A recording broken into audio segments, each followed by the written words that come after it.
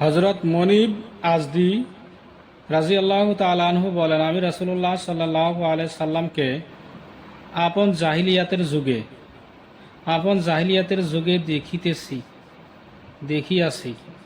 তিনি বলিতেছিলেন যে, লোকেরা লা ইলাহা ইল্লাল্লাহ বলো, সফল কাম হইবে।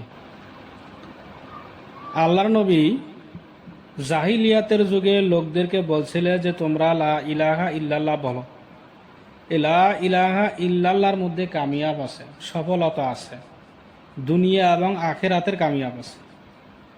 কিন্তু এই কথা বলার সাথে সাথে আমি দেখিতেছি যে তাহার কেহু তো তাহার চেহারায় থুথু দিতেছিল।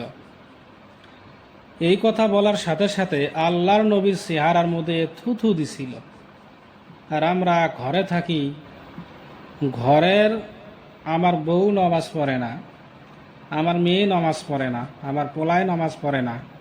আমরা ঘরে থাকি মুসলমান, প্রত্যেক দিনে মাছ মাংস দিয়ে ভাত খাই, আর আমরা কই মুসলমান। আল্লাহর নবীর এত সুন্দর চেহারার মধ্যে তার অপরাধটা কি ছিল? তার অপরাধ ছিল লা ইলাহা ইল্লাল্লাহ বলার কারণে এত সুন্দর চেহারার মধ্যে থুথু দিছে মানুষে জাহিলিয়াতের যুগে। কেহু কেহু আবার দিছে মাটি দিছে, কেহু কেহু আবার ঢেল মারছিল, আর কেহু কেহু আবার গালি দিতেছিল। এই যে সমস্যাগুলো, আপনি ঘরে বয়ে থাকলে তো এই সমস্যা নেই। আল্লাহর নবীও চাইলে ঘরে বয়ে থাকার তো, কিন্তু বয়ে থাকে নাই কে?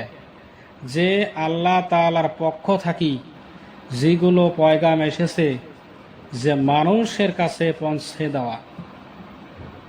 তো আমরা যারা আজকে মুসলমান হয়েছি, আমাদের উপরেও আল্লাহর নবী যেরকমভাবে মানুষকে দাওয়াত দিছে, আমাদেরকেও সেইভাবে দাওয়াত দিতে হবে। না হলে আমরা দুনিয়া তো নাকাম এবং মরার পরেও নাকাম।